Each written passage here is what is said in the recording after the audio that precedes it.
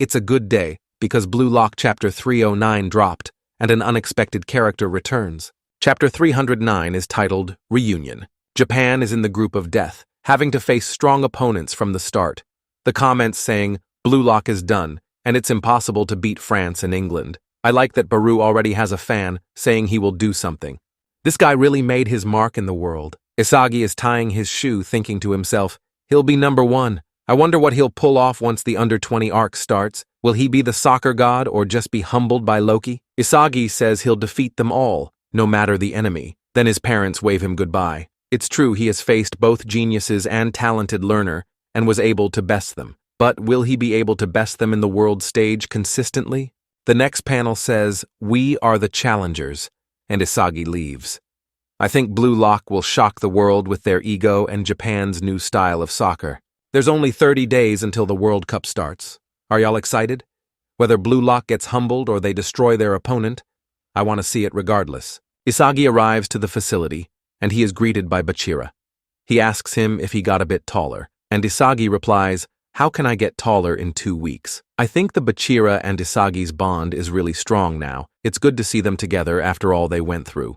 And Rin just has to ruin the good vibes and replies with lukewarm and says he has grown 1 centimeter. That's barely noticeable, bruh. Bachira teases Rin and says he wants to get praised by Isagi, and Isagi is shocked. Rin, of course, denies this. Rin is just super competitive even outside soccer, but Isagi says, "Let's get going," and they head to the entrance of the facility. And they arrive to Blue Lock's central room.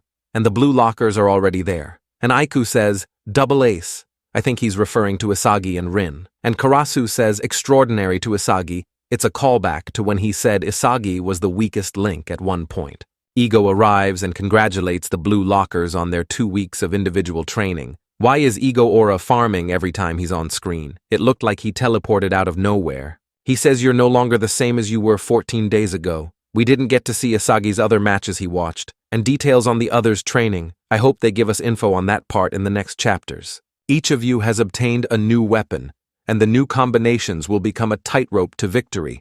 Things like bonds or past performances, or for the sake of Blue Lock, throw it all away. Ego continues that he will use all of them for the sake of his dream, so they should use him too, to achieve their dreams. Now that's passion. He continues further that they shouldn't make this the peak of their lives, he says, go beyond, plus ultra.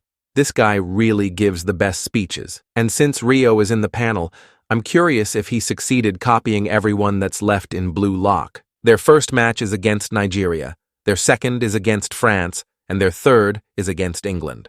Based on this order, I predict they will win against Nigeria, lose to France, and win a close match against England. Their 2 wins earns them the second spot and they advance to the next round.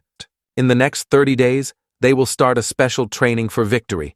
Follow me, you lumps of talent, says Ego. I think I want to see an 11v11 practice match of the 23 left players. It'll be good to see them practice their different positions, because most of them started as strikers. Only Aiku is the defender here. In these 30 days until the tournament, you'll be reborn into a new egoist team. They are really edging us here. The final training camp for the Under-20 World Cup begins. I think Isagi shouldn't be put as a main or shadow striker, though. He should be an offensive midfielder since he's really good with assists as well. And with his meta vision, he'll still position himself to score a goal. Pure strikers are Baru and Shidu, and Rin as well since he scored 7 goals the same as Baru. And we cut to someone playing a video game, smashing buttons. Let me guess. It's Nagi. It is Nagi, and we see him playing in an arcade. The blood won't stop flowing, you win. With the amount of screen time Nagi is getting, it is impossible that he isn't coming back. Either he will come back to Blue Lock or the clubs, but he's coming back for sure. Nagi is contemplating whether he made the right choice to reject Buratsuta's offer.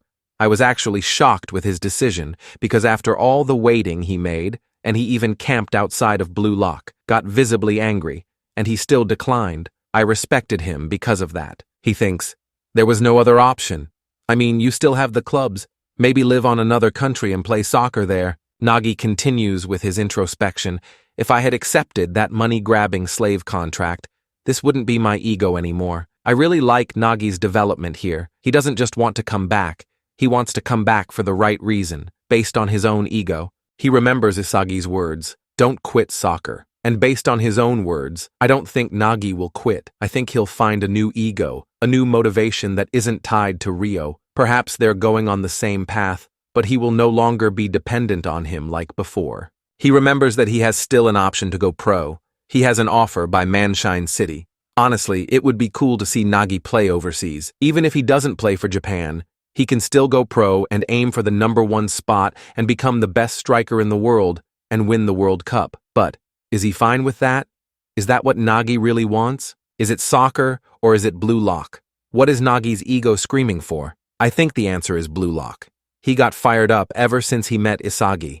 That competitive environment lit a fire in him and made him not just a lazy genius, but someone who wants to try something new, and he wants to see that person again.